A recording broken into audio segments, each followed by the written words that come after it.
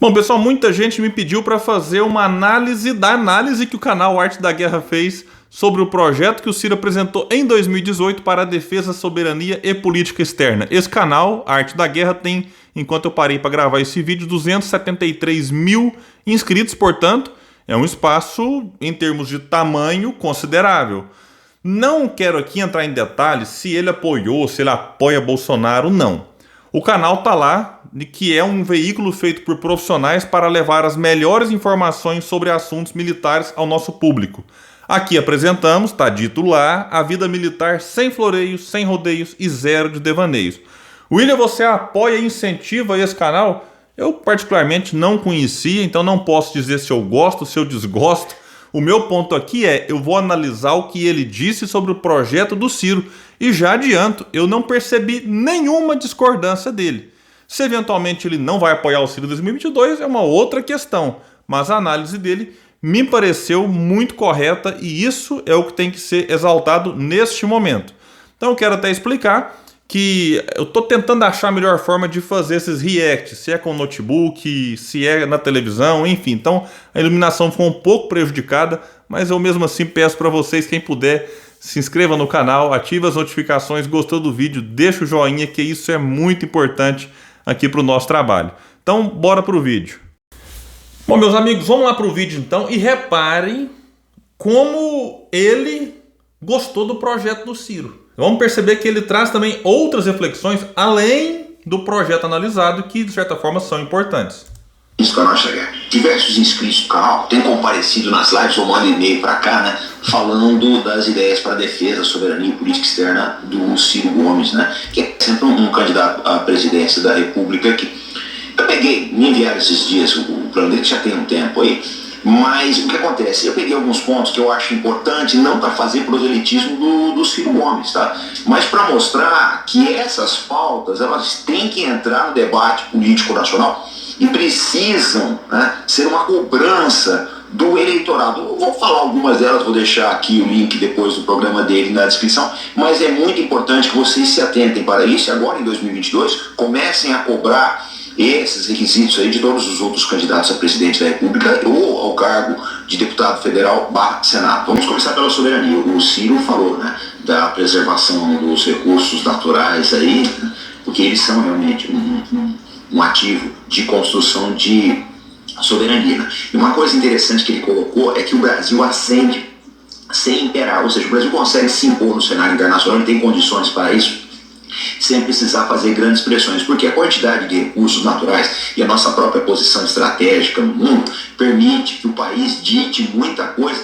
caso ele se empodere em termos de mentalidade. Outra frase que eu gostei dele é que precisamos poder dizer não aos que quiserem nos negar condições para o desenvolvimento nacional soberano. Isso é uma coisa muito importante, gente, porque o que nós temos visto nos últimos anos é muita sabugice das nossas autoridades, né, de todos os espectros aí, com relação aos principalmente Estados Unidos. Opa, aqui deu uma cutucada nos bolsonaristas, eu acredito, no governo Bolsonaro. O que esse governo fez, em especial quando estava o Trump na presidência, de sabugice, inclusive na relação comercial, no Brasil, na relação de atrair gente que está vindo dos Estados Unidos para o Brasil, eliminando a necessidade de visto, sem nenhuma contrapartida, ou seja, você faz isso por sabugice pura, em nome de, para facilitar a vida de turistas e não sei o que e tal. Você tem que saber usar isso. Mas não, o que tinha ali era um rendimento à política imperialista, à política norte-americana. Que quem critica muito isso é o professor Marco Antônio Villa, que na época fez críticas duríssimas em relação a esse assunto. E vamos continuar aqui então no vídeo. É importante que o Brasil chegue e se dissocie, né? Se dissocie de alinhamento quando as pautas que vierem de fora elas contrariarem o interesse nacional. Mas eu acho muito importante, uma coisa que o canal prima bastante, é definir o que é o interesse nacional em primeiro lugar. Eu acho muito importante isso. Nós estamos falhando muito, tá, como sociedade em definir o interesse nacional. É uma coisa que eu vou bater, uma tecla que eu quero bater bastante aí nos próximos vídeos. O que é o interesse nacional, o que é importante para o Brasil, o que vai fazer com que os brasileiros vivam melhor. Outro ponto importante aqui que ele fala, que vai propor um debate a respeito da conveniência de elevar a proporção do PIB dedicado à defesa. Essa é uma pauta que a gente tem falado direto aqui no canal Arte da Guerra, que a atual proporção de PIB, né, que está em torno de 1,4% aí, a participação do produto interno bruto que o Brasil aplica na área de defesa é insuficiente. Eu tenho falado aqui diversas vezes, é bom que o Ciro ele leve essa plataforma para frente aí, porque outros candidatos podem pegar carona nesse discurso e as coisas efetivamente andaram, né? Isso aqui é importante, quando ele fala de pegar carona no discurso. Vamos trazer para uma outra questão mais atual. O Ciro tem dito que caso o nosso regime de água seja privatizado, nessa coisa da Eletrobras aí, ele vai reestatizar, porque ele não considera isso de forma alguma correto. E o Ciro tem cobrado que, já que o Bolsonaro é quem está no governo, que poderia evitar isso sentado na cadeira da presidência, não vai evitar, Ciro tem provocado Lula para que o Lula também se posicione nesse sentido.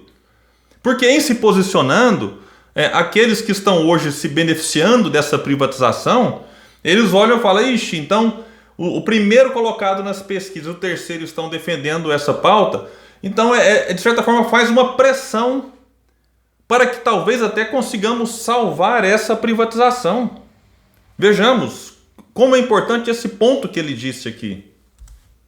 Também fala em reafirmação do compromisso de manter e cumprir e aperfeiçoar a Estratégia Nacional de Defesa promulgada em 18 de dezembro de 2008. Parece que ela já passou por revisão aí também, mas eu acho que... É bom lembrar, repito, esse programa que está analisando é o de 2018. Essa estratégia ela precisa ser revista constantemente, porque nós estamos num mundo em constante transformação aí, então a estratégia ela precisa ser atualizada periodicamente. Então, ele fala, eu achei interessante isso, por exemplo, não basta que cada força contenha uma vanguarda ultra flexível, cada força precisa toda ela virar vanguarda. Na força terrestre, isso significará a qualificação tecnológica e operacional a partir do módulo de brigada. Eu achei muito legal isso, eu achei que pelo menos ele está se interessando pelo assunto, né? Eu acho muito positivo. E, gente, aqui eu firmo um compromisso com vocês. Em 2022, nós vamos cobrar os candidatos, tá? Para que elevem o nível de debate de defesa em suas plataformas.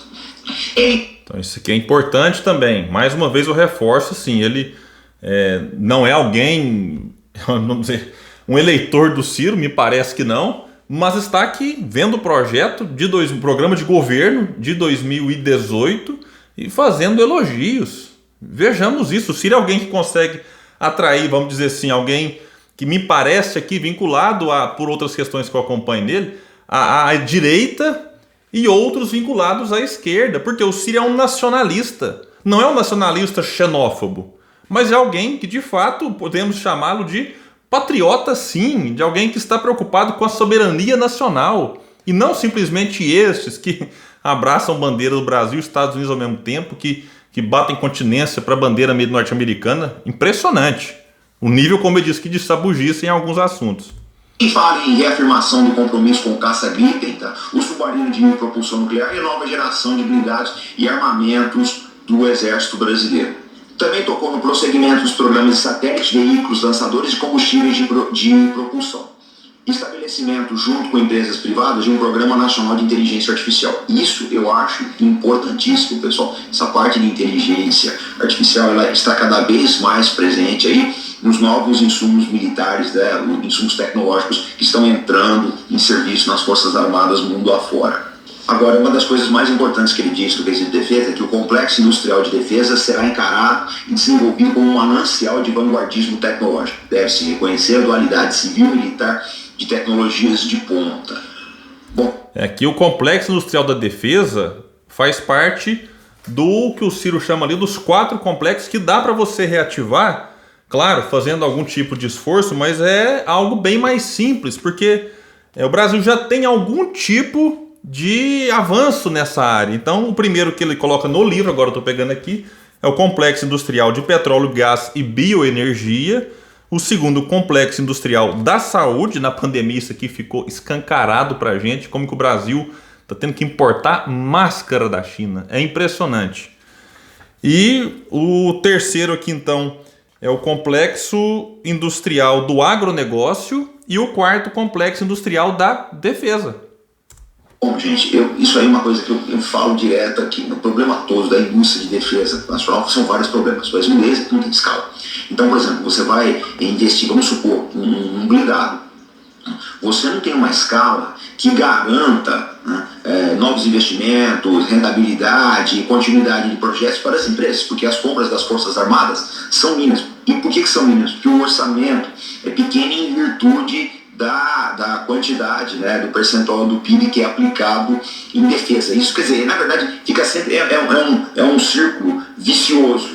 Né, um círculo vicioso, investe pouco, a indústria, as Forças Armadas compram pouco, a indústria não se desenvolve e por aí vai. Então, para quebrar esse círculo, precisa ter alguém afinado efetivamente com as propostas de defesa do Brasil e com pautas inteligentes aí, e começar a aplicá-las efetivamente. E uma outra coisa que eu acho, mas isso não depende do candidato também, né? É que a indústria de defesa ela precisa explicitar mais seus problemas para a sociedade, de maneira que a sociedade cobre os políticos. Isso a indústria de defesa brasileira não faz. Vamos ver se as coisas começam a mudar aqui para frente. Porque não dá pra gente imaginar que vai vir um salvador da pátria. Então ele está cobrando aqui algo interessante, para que haja uma união da sociedade, das pessoas cobrando através da conscientização desses problemas dos políticos, que são aqueles que, estando no poder, podem fazer realmente alguma coisa de efetiva para melhorar essas questões. Ele propôs o fortalecimento da relação com os Estados Unidos, né? Mas ele coloca o seguinte, que para ser parceiro não pode ser protetorado. E isso eu achei muito importante. Ele diz coisa parecida também no tocante à China. Recusa a relação neocolonial, quer com China, quer com os Estados Unidos. Ou seja, é aquele caminho de independência que a gente sempre falou aqui no canal Arte da Guerra. E ele coloca que um dos melhores instrumentos que temos para trabalhar pela revisão da ordem atual do mundo é o movimento BRICS, né? Que é o Brasil, Rússia, Índia, China e África do Sul, complementado pelo movimento IBAS, Índia, Brasil e África do Sul. Uma outra coisa importante também é a atuação junto ao Congresso Nacional, especialmente o Senado Federal, na construção da nossa política exterior. Uma outra coisa importante que ele falou é que cabe ao Brasil desempenhar a liderança natural da América do Sul. Isso é inevitável aí, frente ao tamanho e recursos do Brasil. Inclusive, gente, nesses conflitos que acontecem, por exemplo, da Venezuela, foi um vídeo muito mal interpretado, o pessoal recortou algo por pura maldade, de que caberia ao Brasil, naquele conflito Venezuela-Estados Unidos, cumprir o seu papel de liderança da América Latina e mediar o conflito, não é ficar atacando gasolina daqui e dali, não. Então o Brasil abre mão da sua liderança e fica nessa posição simplesmente assim, que se rebaixa, né, em relação àquilo que já foi e aquilo que a importância que o país tem, né, em toda a América Latina. Sim, pessoal, vocês têm que conhecer o programa, eu vou deixar aqui na descrição, porque é aquela história, muita coisa dele pode ser aproveitada. A gente precisa começar a olhar a política da seguinte forma: você não pode pensar em pessoas, você tem que pensar em termos de ideias. Se as ideias... É isso, olha aqui. Puxa vida, eu tenho que vir aqui agora elogiar um cara que, de certa forma, eu nem sei para ninguém que ele vai votar, mas não importa, a ideia é boa. E é isso que tem que ser aproveitado. São boas, elas devem ser aproveitadas independente de você se afinar ideologicamente ou não com a pessoa, independente de você simpatizar ou não com ela. Bom, aqui tem um relógio tocando, aqueles lá é na casa dele, viu, gente? Achei as ideias do Ciro bastante produtivas. Muita coisa que ele colocou ali está alinhada com as diretrizes que o canal Arte da Guerra prega. Caminhando para a nossa conclusão, eu queria dizer o seguinte para vocês: isso aqui não é, um palanque político de nenhum candidato, mas eu acho importante que uma pessoa como o Ciro Gomes, com a projeção que ele tem no país, que pese, as pessoas que lhe fazem oposição, mas eu acho importante que alguém, que tem essa fama aí, essa penetração na sociedade, ele levante esses temas como defesa, soberania e política externa. Por que estou falando isso? Porque no mundo em transformação que nós estamos vivendo, não vai ter nenhum país que vai ter uma condição assim de ficar alheio a essa disputa de blocos. E o Brasil ele pode ser prejudicado se ele der os passos errados. Então é importante que as pessoas que se candidatam a cargos políticos que vão decidir os rumos da vida nacional tenham essa plataforma. E mais importante ainda, por isso que eu estou fazendo esse vídeo, e eu vou fazer de outros candidatos com expressividade, se eles montarem plataformas nesse sentido, o mais importante eu acho que é a sociedade participar desse debate e começar a fazer uma cobrança em cima dos seus candidatos, de maneira que a pauta da defesa, a pauta da soberania, a pauta das relações exteriores ganhe bastante projeção. Eu acho que se isso for feito, o Brasil vai caminhar para dias melhores e o que é mais importante, nós vamos deixar um legado de defesa e soberania para as próximas gerações. Pessoal, então, reparem, se a gente pegar essa fala final dele aqui, começar a cobrar os candidatos em relação a outros assuntos também importantes, a gente muda o Brasil. Agora, a grande questão que eu quero pegar aqui também é que, vejamos, é alguém que passou a conhecer o projeto do Ciro nesse assunto e ele se apresenta como um especialista, não quero aqui dizer se é ou não acompanho o trabalho dele, e foi só elogios. É o que muita gente tem dito, o desafio do Ciro para 2022 é ser ouvido, que as pessoas olhem o seu projeto. E adivinha quem não quer que as pessoas façam isso? Lula e Bolsonaro. Por isso ficam nessa polarização odienta. Quem apoia por exemplo, a galera do Lula, na lacração, Paris, 6%, Coroné, não sei o quê, para que as pessoas não prestem atenção. Quem apoia Bolsonaro e chama o Ciro de destemperado, bocão, pavio curto, ou também de Coroné. Nesse ponto aqui tem uma galera da esquerda com a direita que se une. Então eles fazem isso para interditar o debate. Porque eles sabem que se o povo ler o projeto do Ciro, ouvir as suas propostas, avaliar o que ele tem para oferecer para o Brasil, de fato fica muito difícil derrotá-lo. Então a gente percebe aqui, o cara concordou com o projeto do Ciro para defesa, soberania e política externa. Pessoal, valeu e até o próximo vídeo aqui no canal Politizando.